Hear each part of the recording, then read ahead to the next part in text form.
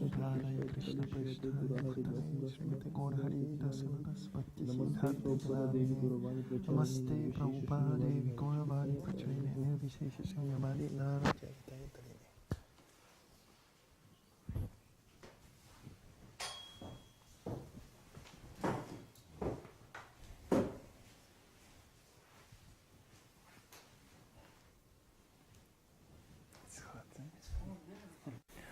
Welcome everybody. So we're getting ready to travel to Santiago very soon. So Bābājī is packing all his clothes and like that. So how many people are there today? 16 logged in. Okay, that's very good. If there's any questions, please type them in the chat box. There's a couple? Okay. We're going to proceed to read Viṣṇusahasranāma, so also if you have questions about that. I don't know, I haven't got much feedback in general about, is it hard for you to read, or is it too long, or what are the problems you're having, or is it easy, you know? I have no feedback. It's like everyone, what I'm guessing is that everyone is reading along at least, if not out loud, at least reading the verses as they go on, and we sing them. But if you please provide some feedback, that would be nice.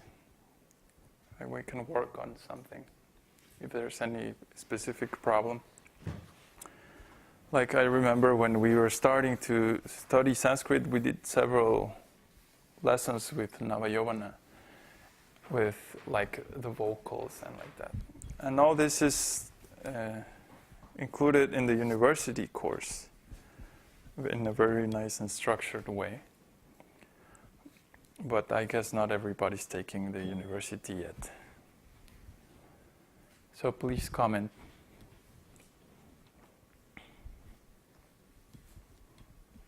Okay, so on this issue, there are some comments. Okay. David Lugan says, I enjoy singing Viṣṇusahasranāma.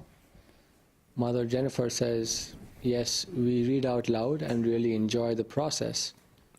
Devesh comments that reading out loud is good. And David Lugan says, I think I get about 90% pronounced correctly. That's very good.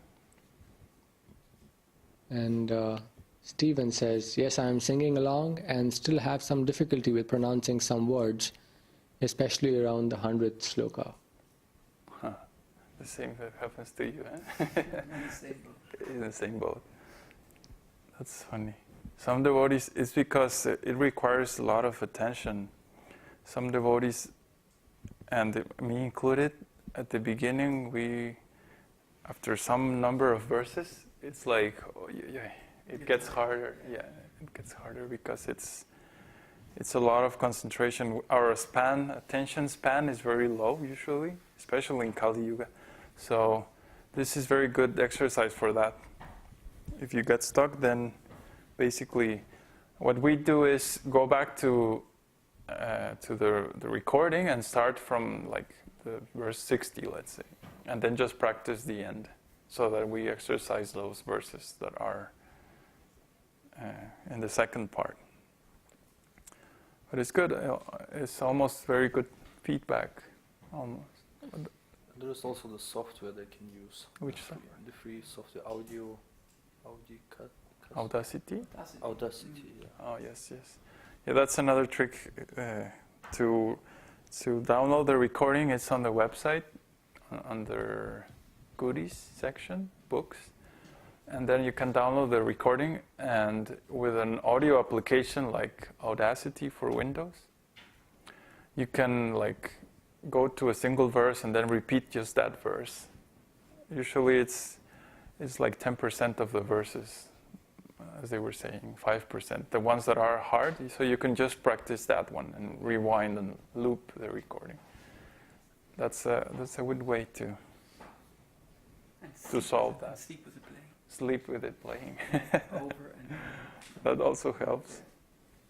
to hear it, just to hear it, like while sleeping or while going to sleep, because I guess it's hard while sleeping, subconsciously. And like, what else? Mother Jennifer asks, what software would you use for a Mac to loop a verse?